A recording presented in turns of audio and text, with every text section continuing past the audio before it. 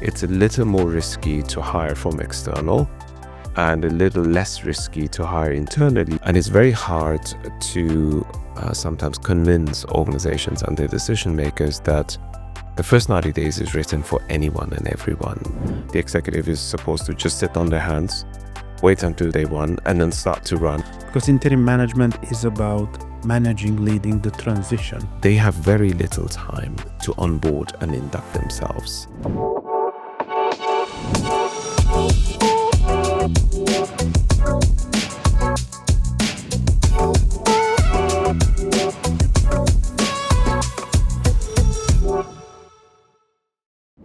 Good afternoon, everybody. My name is Bohuslav Lipovsky. I'm the founder of the CE Interim Management Group. And today it's a pleasure and honor to have Navid with me. Navid is a very well-known and famous book author, coach, world #1 coach, best-selling author, and the list of awards could go on and on forever. One of the most valuable for me is you're a LinkedIn Blue badge holder. It's something you cannot buy, you cannot get. You are awarded like the top people. So, Navid, welcome to the show. Thank you, Bohuslav. Thank you for the warm welcome. And I am stoked to be part of this conversation today. It's a pleasure to have you. So, Navid, tell us a little bit about you. Sure. So I have been very lucky in my life. I have spent 26 wonderful years working for some of the world's most admired companies on the planet. And I have been able to do that in 5 countries. And in the year 22, something interesting happened. As you said, my book launched, and much to my surprise, and I think it's also it's fair to say to the surprise of my publisher, it became a #1 new release on Amazon and a bestseller in the US in its first week after being launched. And very quickly it became a bestseller in the UK, in Germany, in Switzerland, and by now it's an international bestseller. So I was kind of not really forced, but I was, asked, I guess, to make a decision, which is, do I want to continue with my full-time executive role and carry on doing what I love doing and do what I had been doing on the side, a bit of coaching, a bit of writing? Or do I want to flip this around and go all in and make this my full-time profession? And so, we decided to go for the latter. And that was 2.5 years ago. And as they say, the rest is history. Okay, really, really nice.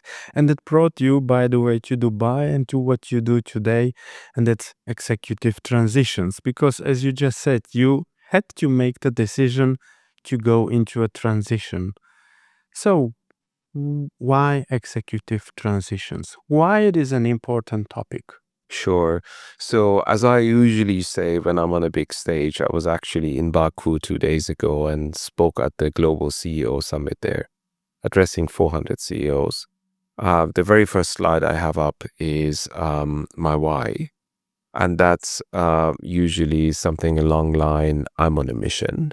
And my mission is to help as many executive leaders as I can to succeed, reduce the derailment risk, and just support them and their organizations and the shareholders with what I'm capable of doing for them. And so this is really my motto, and this is something I have been doing for 10 years officially and for many more years informally as an HR director and someone who has been working behind the scenes on these kind of table stakes appointments in the background oftentimes. Yeah. You worked, we didn't mention it at the beginning, you worked as a HR director for global operations in Germany, in Switzerland, all over the world. So you really bring a first-hand experience.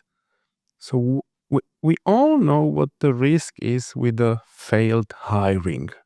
If you hire the wrong person, but what you focus is a step further, a wrong and failed transition. So what's the risk of failing an executive transition? Sure. So when I was doing the research for my book, I was intrigued when I got a study to learn about this failure rate. And to my surprise, it was 40%. And I just couldn't quite believe it. So I thought maybe it's a typo, maybe it's 14% or 4%. And eventually I found 5 independent studies that all come to the very same conclusion, which is the 40% number is correct. And the most validated one of those studies is done by Hadrigan Struggles, one of the largest search firms, reputable search firms in the world. And over a 10-year time period, they had placed 20,000 executive leaders in many, many organizations, of which, unfortunately, 40% were not around anymore 18 months after they were appointed. So that is the most validated study that points to the same issue. Now, some of the other studies distinguish between external hires and internal promotions. And as you would guess, the numbers are slightly different. It's a little more risky to hire from external and a little less risky to hire internally. But whether it's 43%, 40%, or 37%, the 40% failure rate still holds true. It's very high. It's very high. And that brings me maybe to the next question. You mentioned Hadrigan Struggles. Yes, they are a very well-known global executive search firm, but they recently entered executive interim management in Europe by an acquisition. So what's the difference in onboarding or transition between a permanent executive and an interim manager? Sure. So first off, there is a very popular book out there called The First 90 Days.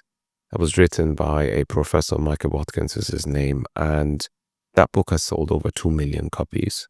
And it's very hard to sometimes convince organizations and their decision makers that the first 90 days is written for anyone and everyone.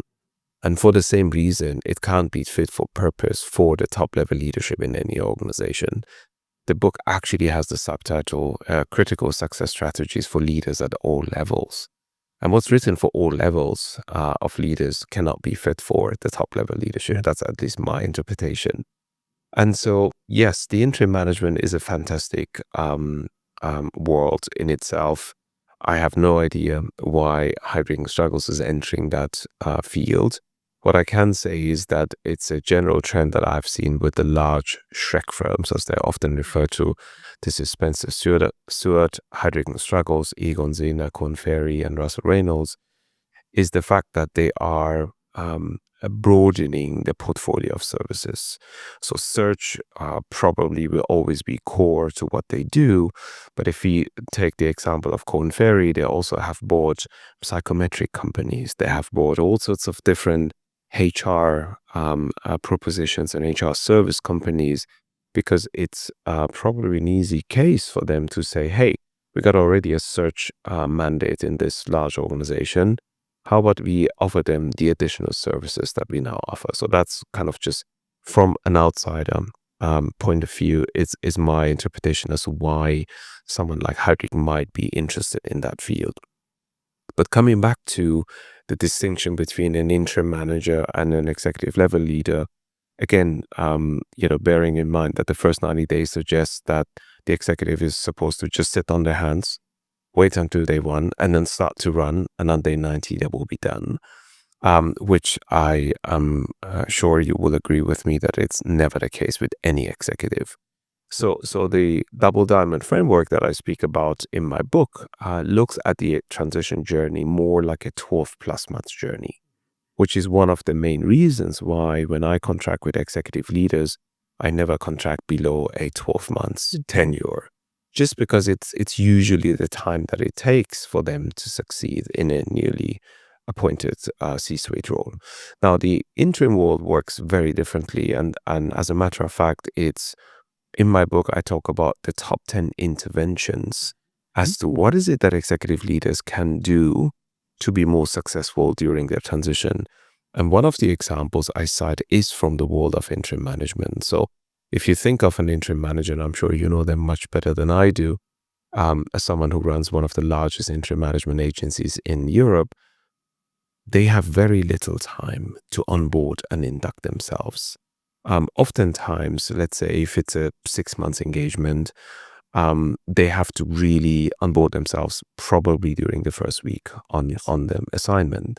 And so that means that essentially everything that the executive leader will get to eventually do over the course of the next 12 months, they will have to do it in a much shorter, much more quick action focused way.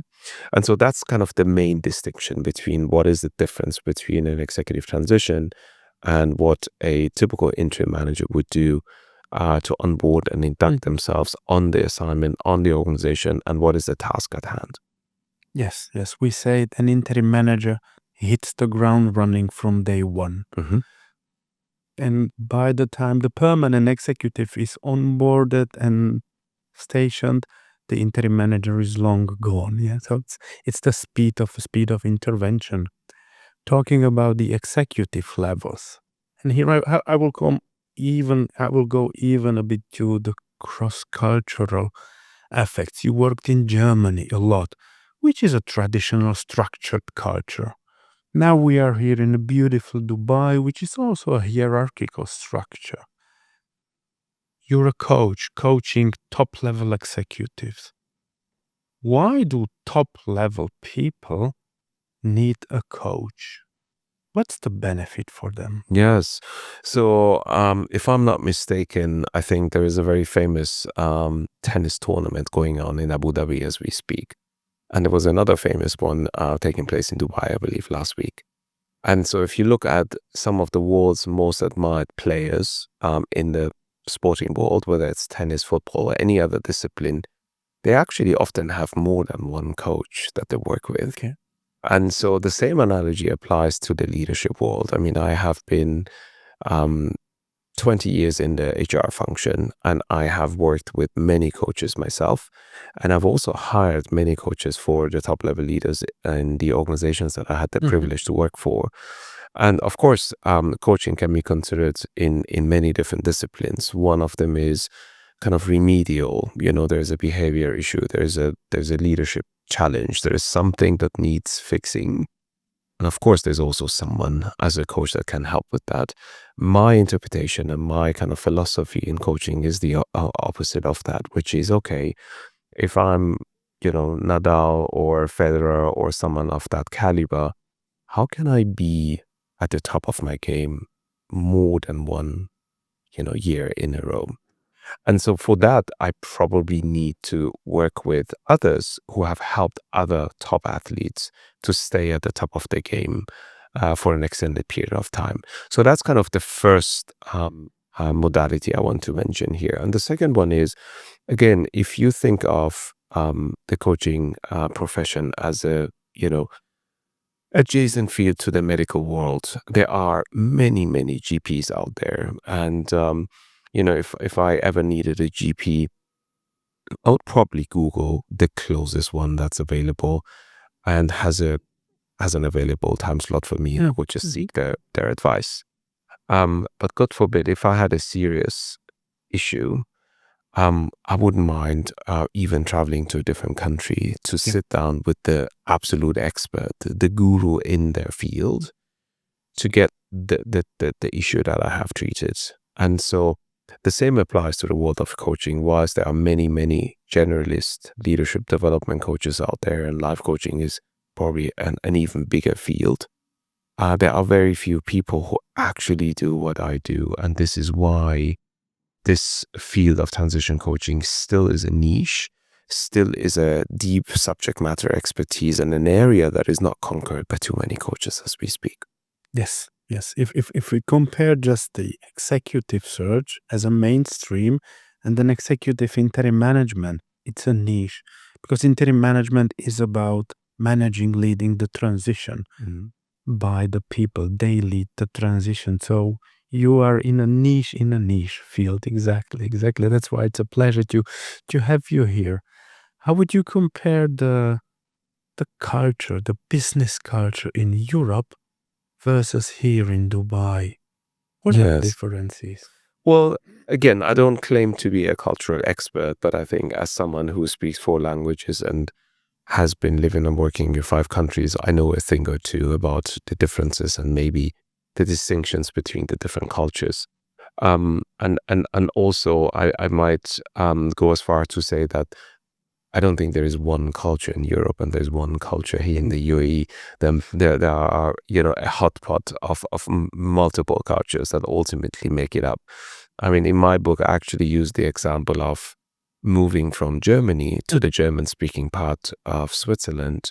Oh yeah. And whilst you may assume, as someone who may not have lived in any of those two countries, that the cultures may be very much the same, because certainly the language is similar, if not the same. The reality is there are very, very fine distinctions between the two cultures.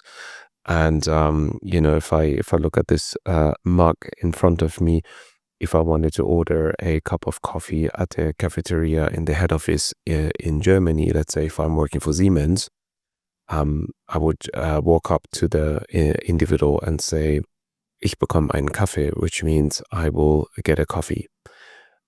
If I did the same thing in the Swiss part of Switzerland, the German-speaking part of Switzerland, it would be a complete insult if I don't use, I would love or I would like to have a cup of coffee, please.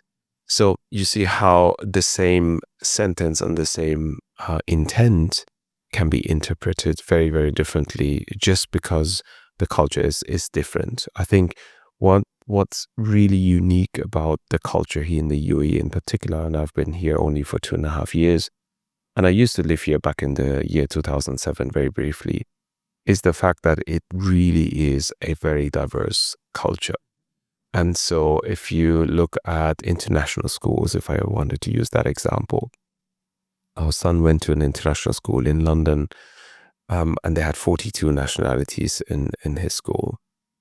Here, the school that he goes to has got close to 100 nationalities, and it's constantly growing the number. And so you see how the same kind of curriculum, the same international style can be even more diverse in a place like UAE. And so for that reason, I don't think that there is a predominant culture in a country like the UAE, especially bearing in mind that unlike Saudi and some of the other neighboring countries, the vast majority of the population here are made of expats, whereas in Saudi and some of the other neighboring countries, the vast majority of the population are locals and nationals. And so I think there's also something about that to be said here when you look at the work environment. Very, very nice. It reminds me at our beginnings in Central and Eastern Europe, where the German client, French clients, whatever, thought it's Eastern Europe, it's one country, one language. And I was explaining it's more than 15 countries, languages, religions completely different. It's a melting pot. And that's exactly what brought us here. Here it's not 15, it's 150 languages, cultures. It's a melting pot. It's an extremely vibrant city. What was, if you could share the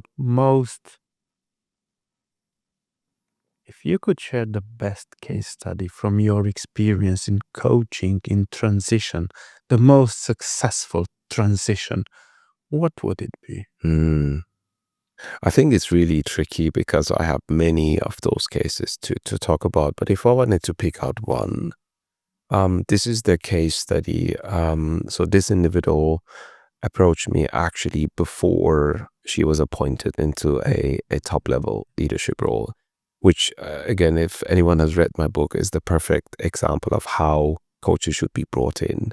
Not after the executive has been appointed and maybe after 3 or 4 or 6 months is already struggling to land, but really be proactive and kind of hire the expert as and when the executive needed them most. And so this individual was in one of the large professional services firms, working for that firm. And at the time, they had over 200,000 employees. So it was a very large professional services firm. She had been a very successful CEO at a country level, although I might also say that in the top, and that firm was active in 140 countries. That country in particular didn't even rank in the top 100 countries in terms of revenue or profitability.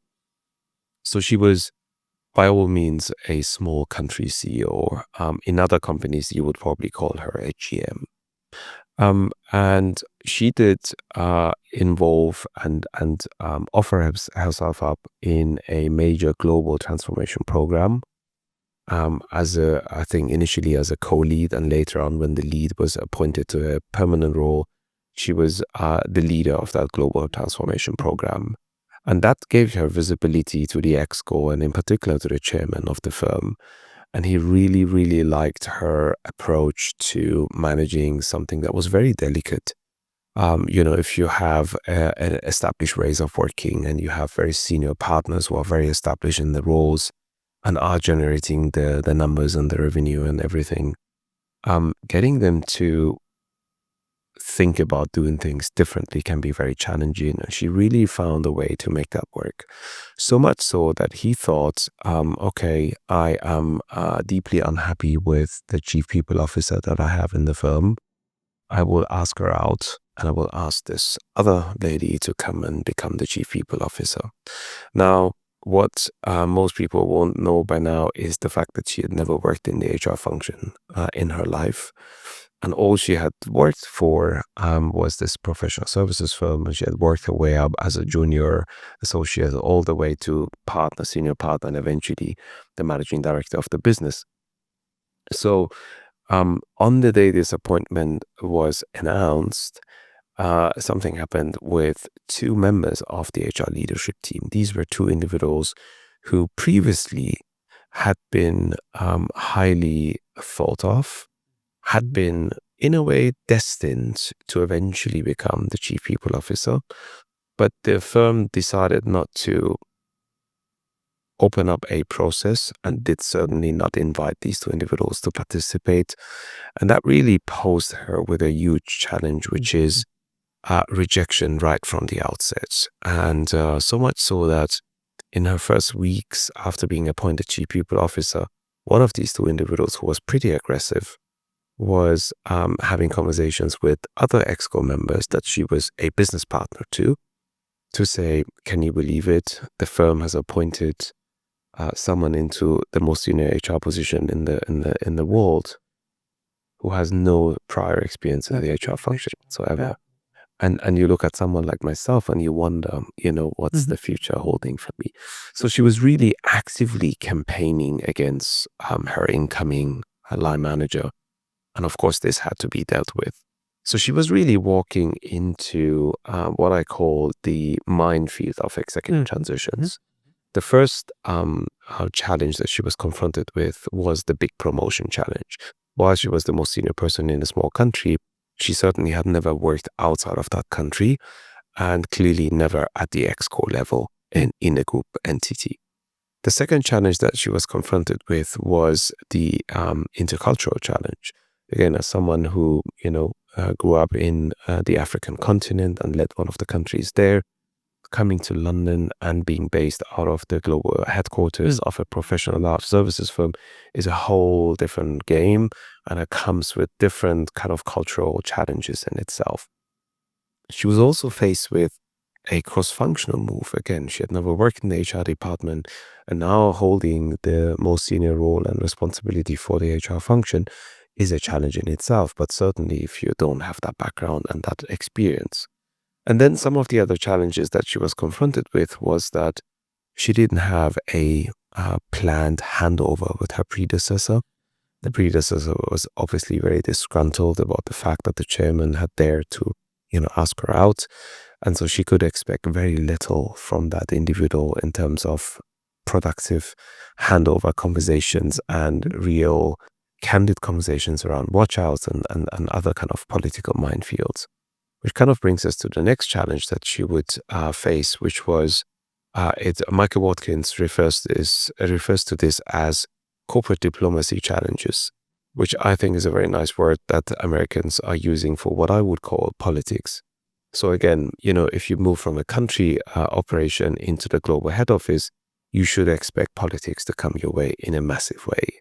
And last but not least, I think the challenge that she was confronted with was the fact that HR function in that firm at the time was not necessarily a high-performing one, meaning, if things were okay, then there was no need to ask her predecessor out.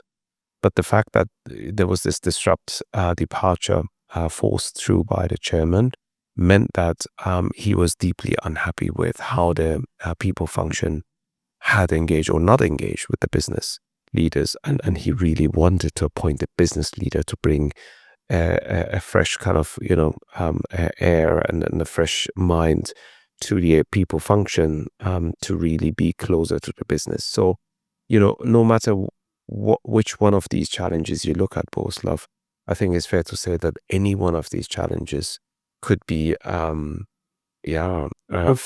for the appointee. And so that's kind of where we started out together right at the outset. Okay, very, very interesting. It reminds me of several projects from my world, from the interim management, where the clients, mostly it's private equity clients, they call me like, Bohuslav, I have a strange feeling. I mean, the company is profitable, everything is running well, but I have some strange feeling. Can we have an interim manager for 6 to 12 months? And then we try to develop our existing manager to upscale him with the coach, etc. But at the same time, things can go wrong. And then we need to have a leader in place. And start the executive search process, hire someone new, and your interim manager will stay as a shadow manager to do the handover. So that it reminded me what you said, okay, they did a transition that no one expected. The permanent, in your case, it was a permanent manager, came in an environment that was not friendly. So let's stop here a little bit. Let's go back to Europe.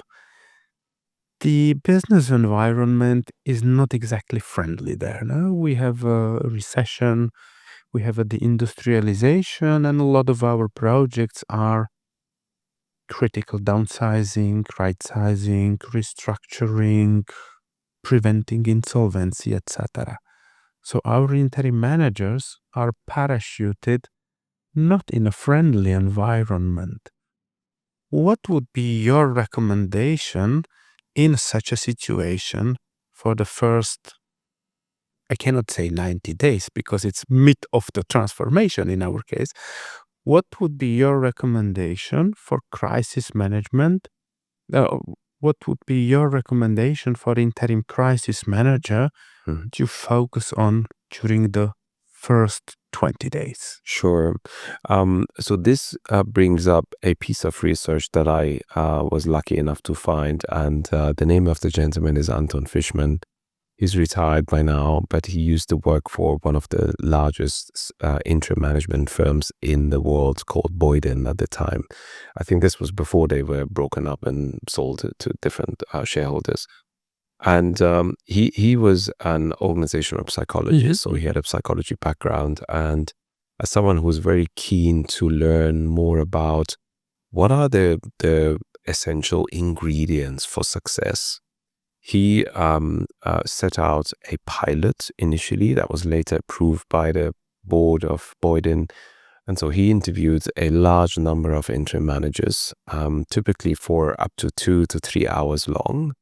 And what he then did is to kind of distill, and at the time, obviously, this was more than 20 years ago, there was no ChatGPT or any of the wonderful tools that are available to all of us today to be able to do that. So it was all done kind of manually. But what was fascinating about that was that he went back and looked up the performance ratings of the top performing interim managers in the firm. And he correlated that with the NPS scores that they had received from their client organization as to how happy they were with that interim manager and the assignment, how it went according to the customer. And if they had a similar assignment again, would they hire the same person, not necessarily the same firm again? And so he really went for the outstanding performers in this research. And I can't quite remember the number. It must have been either 120 or 210 interim managers that he interviewed. And he really went for the cream of the crop. And so what he then came up with was a guide or a sort of a framework that I use as one of the interventions in my book, just to inspire the interim, interviewed the cream of the crop. He was really interested in the absolute top performing interim managers. I can't quite remember the number. Was it 120 or 210 of those?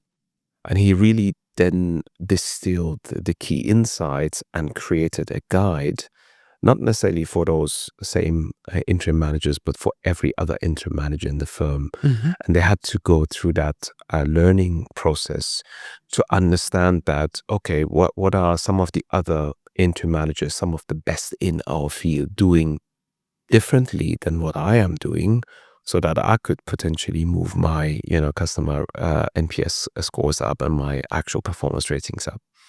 And again, without going into too much detail, some of the things he realized that those guys do very well is to be very, very intentful about onboarding themselves.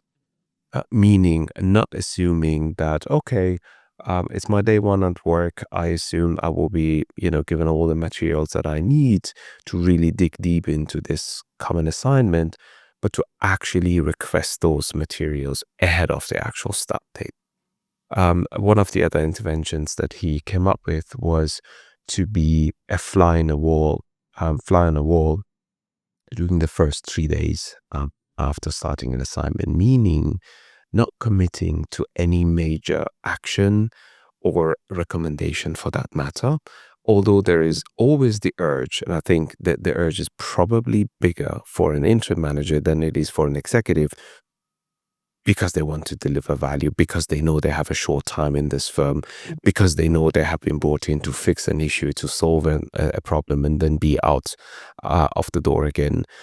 To really not make that, not give in to that urge, and to really try to understand. And part of the success formula for those successful interim leaders was also to go around and do their own stakeholder interviews, and to do that in a 360 manner, meaning not just from the project sponsor, which obviously is an important person, but the reality is oftentimes in organizations, processes and projects are owned by a variety of different people, not necessarily the sponsor or someone who pays for the engagement.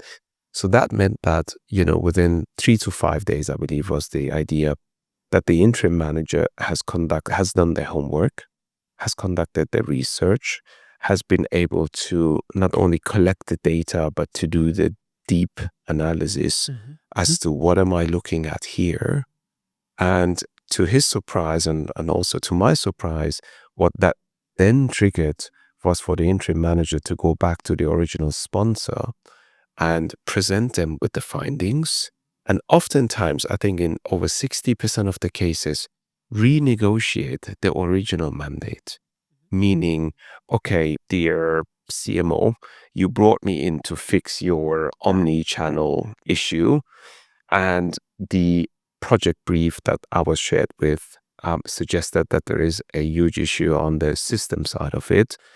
Now, having conducted 12 interviews and looked a little bit underneath the surface, my actual analysis suggests that this is less of a system issue and more of a capability issue, or more of a process issue, whatever the issue may be. Whatever. And so that was, in a nutshell, kind of the framework. And then, of course, once the sponsor has been renegotiated, re-agreed on the new mandate, it would then quickly move into action and start delivering value. So that's a kind of a very nice example that is data-driven. It's an analytical finding. It's not, this is what I sometimes miss when I read a book that may be even popular. I then go to the citations and resources, and there's like 5 or 10 citations in there. Well, if the book is written based on one person's experience, it may be valuable if you admire that individual, but it may or may not work for you. Whereas if you have done your actual research, and if you have really digged into this a little deeper than you may occasionally, that really then gives a very rich tapestry of information that you can then form into an action plan, a framework, or something like that. For my book, I have researched 156 citations. I have interviewed 10 senior leaders, and I have drawn upon another 20 that I've analyzed in a passive manner. So I really wanted this book to be not based on my own life experience and professional work experience, but I really wanted this book to be grounded in research and yet provide an actionable framework that any executive can take and use in their upcoming transition. We come to your framework from the book, to your diamond framework in a while, but you see me smiling now as you speak, because that's exactly what we have to solve sometimes. The client asks, I need a treasury interim or an interim guy in finance to take care of treasury, banking, finance. Why should I go with you, with say interim as a company, as a management consulting company, if I know exactly what I need? And what we say is, it's exactly what you think you need. But we have to ask a set of questions to find out is if what you think you need is what you really need. And in 90% of cases, it's something completely different. No? You don't need a new accountant because they all left because your SAP implementation went wrong. No? And then the second part is what you mentioned, what we do. We always meet with the client and the interim manager after 4 to 6 weeks. So there are cases where we say, okay, you don't need an accountant treasury, you need an interim CEO, interim SAP, a specialist project manager, because your SAP project was derailed. And after 4 to 6 weeks, we find out, oh, we need to change completely the structure of the mission. And it's something completely different. So yes, this happens. And that's why it is important to do both in interim management and in executive work, to observe and listen and to act. So what's your recommendation for interim managers? Should they observe or act quicker? Yeah. Well, I guess if you were into if you were to give in to the urge of taking action, it may or may not be the correct action. And so it's the same issue I see with those top level executive transition failures. Oftentimes, the issue is rooted in what I call people, culture, or politics, meaning that it's not like you have been hired as a CFO and you technically don't know how to manage the balance sheet. Or it's very rare if you have been appointed Chief People Officer and you have no idea how to translate the strategy into the people agenda and enable the organization to deliver on those. So it's the soft skills that get in the way, and those soft skills, those cues and data points, we need our time to pick those up. It's really hard to do that after a steerco meeting or a board meeting to know exactly what the issues are and what the dynamics are among the board members. So my recommendation would be, if you're an interim manager, you probably have a week or two before you can move into concrete action. If you're an executive, you actually do have your first 90 days before you can move into that, unless you're the captain of the ship called Titanic and you're about to hit the iceberg, which obviously is a rare situation. And so that really requires, concrete action, immediate action to save the sinking ship. But if that's not the case, it's actually one of the another gentleman called Ty Wiggins has written an interesting book. It's called The First Time CEO.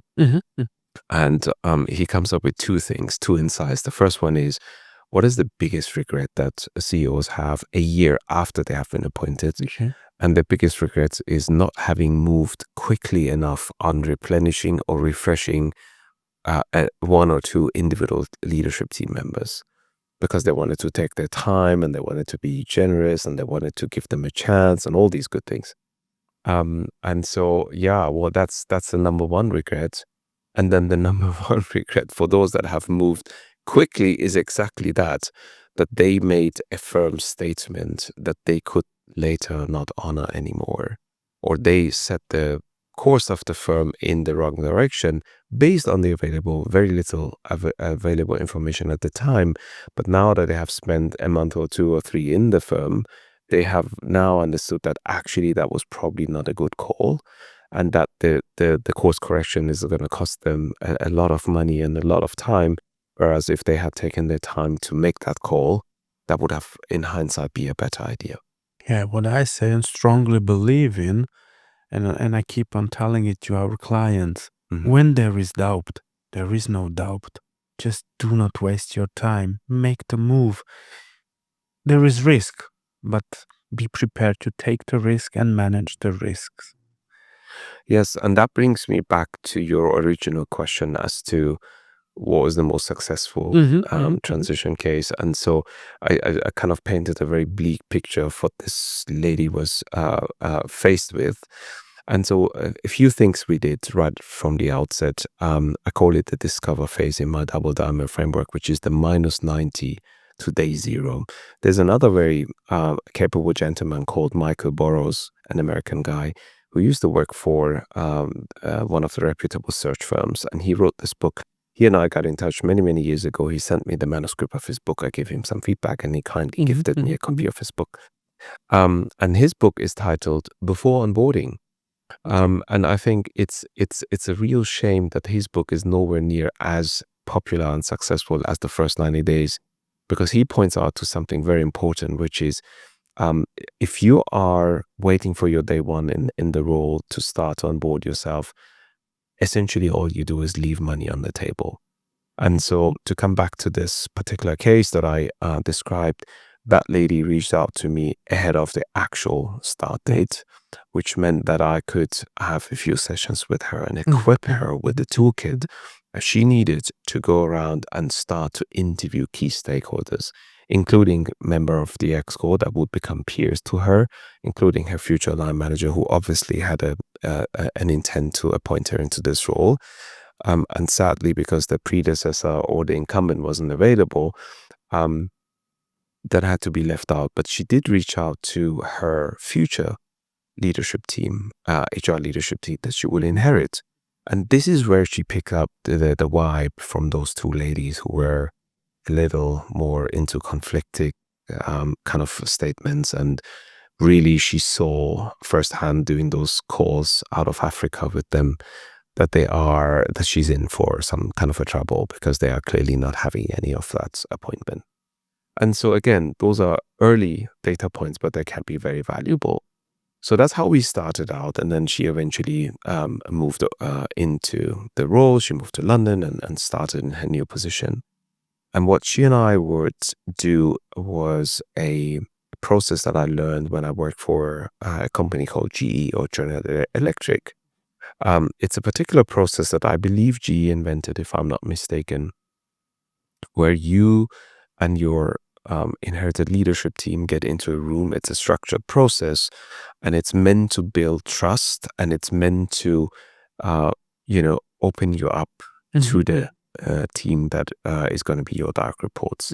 And so that kind of process was really interesting, because again, you could see how the two individuals, and both of them were ladies, were kind of like, very fierce and really not having much of that. And then what we did on the back end of that was obviously have our regular sessions. And one of the key things we really focused on was when she went around and interviewed all these key stakeholders, she came back with her own findings and insights. And one of the things she realized a little later than an interim manager would do is that essentially what the chairman has asked her to do and deliver on is not deliverable. As in,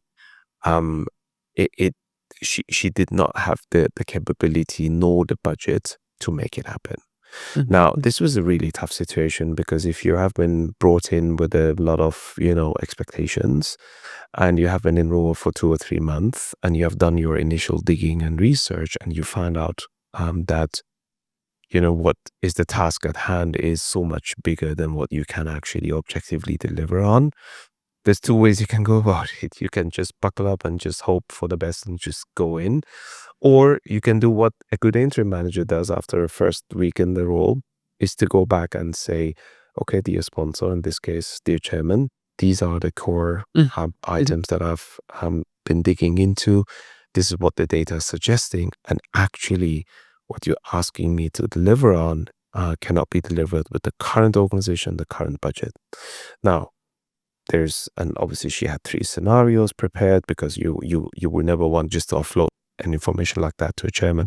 Say, and what do you want me to do now? And so she walked him through 3 scenarios. Scenario 1 is, this is what it is, and we just try to deliver our best with what we have. That's kind of the do nothing scenario. Yeah.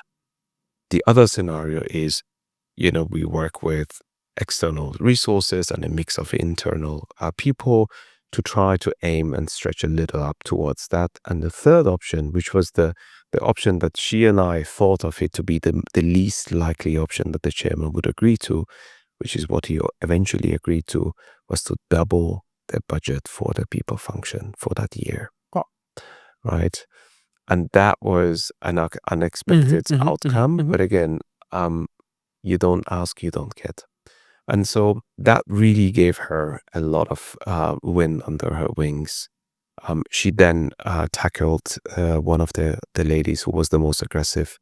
She confronted her essentially in a one-on-one to say, listen, this EXCO member and the other EXCO member have been talking to me about how you're talking about me when I'm not in the room. I thought we had an agreement when we did this process with my coach. We came up with what we called our golden rules. This is clearly in violation against 2 of those rules. And so I would like to understand from you now, if you're game and you can come around, or if you think this is all too much for you and you want to do something else. To her surprise, that individual resigned on her own and moved on.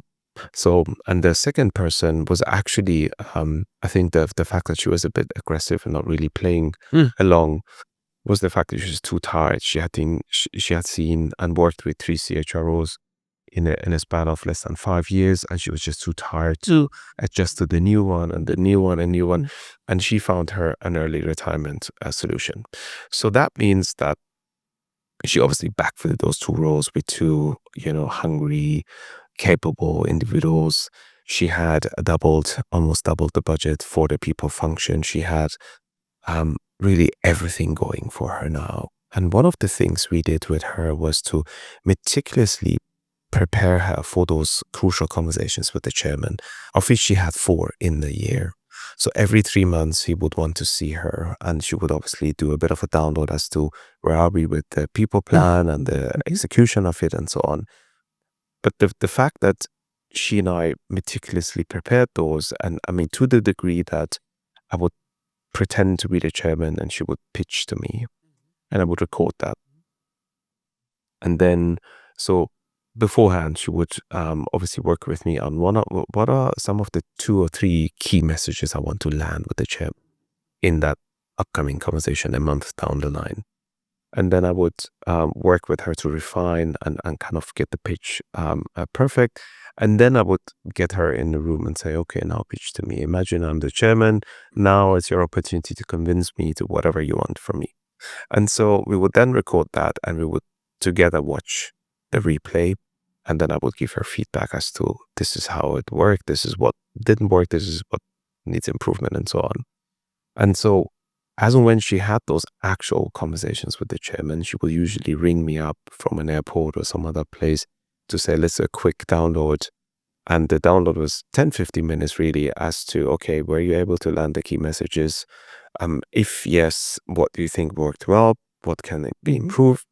If 1 or 2 messages didn't land, what's the action plan now? And how might you want to either retake that into the upcoming conversation or essentially let go of that request? And so doing all of those things resulted in a few things. The first thing is, in that particular firm, those EXCO members had 4-year tenured contracts, so they were not unlimited. And because the predecessor had been fired after 2 years, that actually meant that she had only a 2-year contract when she was appointed. It was always a big concern for her because obviously she moved with her entire family to the UK. And if your chef life is only a year or 2, that's really a very short time frame to look at, especially from a family perspective, with the husband giving up his job and the son adjusting into a new environment at school. And so what happened on the back end of that first year of being appointed chief people officer, the chairman essentially broke the rule of the firm and got that as a minuted action, and gave her an extension of another 3 years on the back end of the first year. So she actually got her full 4 years, although she technically could have only stayed 2 years in the role. So that worry of her was put to rest. The second thing that happened and I'm sure you have been there yourself, Bohuslav, I have been certainly there myself, which is, you need the newly appointed chief people officer. Well, guess what? You can't be exceeding expectations in your first year of performing in the role, right? I mean, you will understand it's the bell curve, and there's only 2 people out of the 10 or 12 that can be actually in that bucket. And you don't even need to come up with excuses other than you're the new, face on the block. You're the new kid on the block. So you will, I'm sure you will get there, but it's not going to be this year. She got an outstanding performance rating in her first year being in the role. And so again, if I take a step back and just look at how that transition went, she was really looking at the Champions League of transition challenges, being confronted with those, and the way she handled those and the way she really engaged and embraced the opportunity was really remarkable. And of course, if I had a teeny tiny role to support her in that, that's also fantastic to know. So that's one of the more memorable cases I wanted to share with you and the audience. Beautiful, beautiful. From your book, where you already touched a little bit your framework, what would be your key recommendations to interim managers out of your framework? My framework doesn't really work for the interim managers because it's a 12+ month framework. But if they would like to take some inspiration, it's one of the interventions that I give to the world in my book that really touches upon the deep research that Anton had done with the top performing interim managers and how he then came up with a particular framework to success, essentially.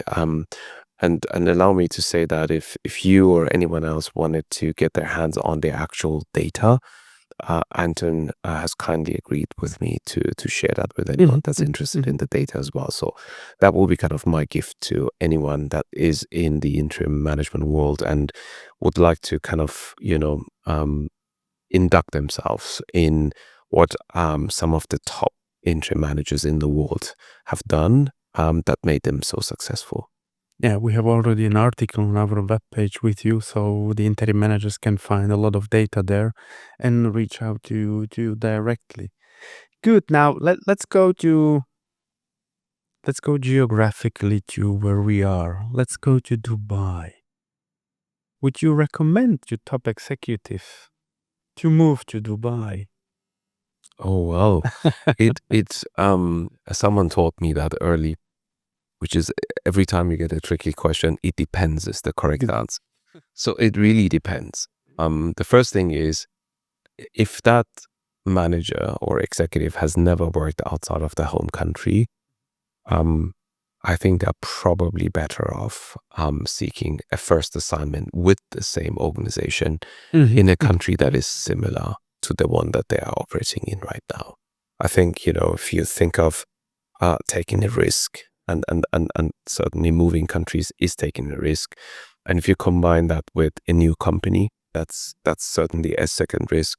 If you then combine that potentially with a promotion, that's the third risk. And if you then compare that and compound that with a new organization culture and leadership beliefs and this and that, that is probably a very risky undertaking. And so again, it really comes down to, it depends on the career background and the preference of that executive, whether a place like Dubai is the right place for them or not.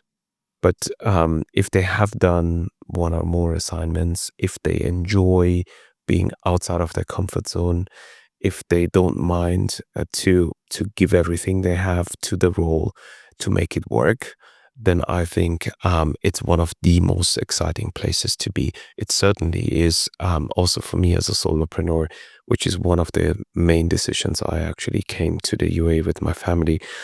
As a German passport holder, we could have gone back to Germany. We could have actually stayed in the UK, or we could have moved to Switzerland or some of the other neighboring countries. But it wasn't even a real serious consideration for me to stay in Europe.